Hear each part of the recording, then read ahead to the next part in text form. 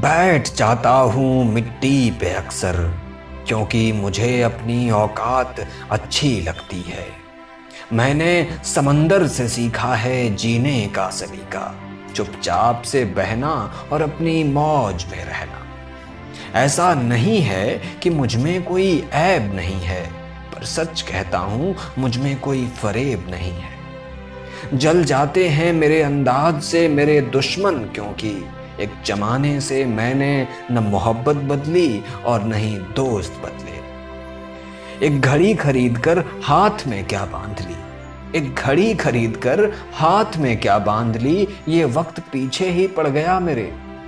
सोचा था घर बनाकर सुकून से बैठूंगा, पर घर की जरूरतों ने मुसाफिर बना डाला।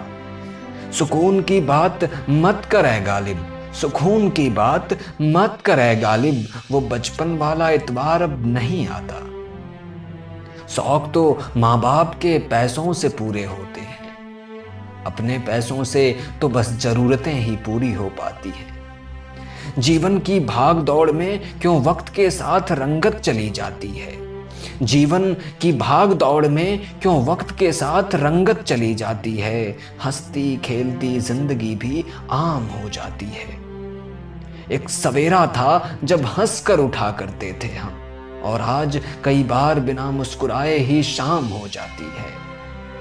कितनी दूर निकल गए हम रिश्तों को निभाते निभाते, खुद को खो दिया हमने अपनों को पाते पाते। लोग कहते हैं हम मुस्कुराते बहुत हैं, लोग कहते हैं हम मुस्कुराते बहुत हैं, और हम थक गए दर्द छुपाते छुपाते।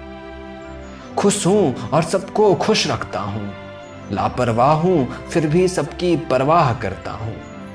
चाहता हूं तो ये दुनिया बदल दूं, पर दो वक्त की रोटी के जुगाड़ से फुर्सत नहीं मिलती दोस्तों।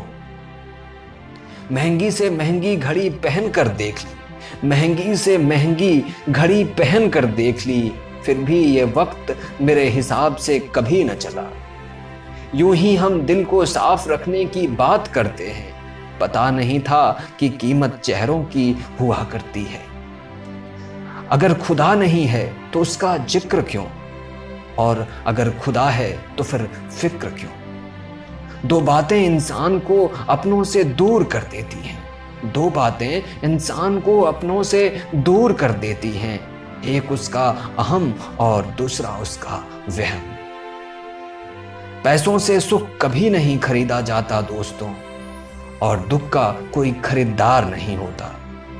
मुझे जिंदगी का इतना तजुर्बा तो नहीं, मुझे जिंदगी का इतना तजुर्बा तो नहीं, पर सुना है सादगी में लोग जीने नहीं देते।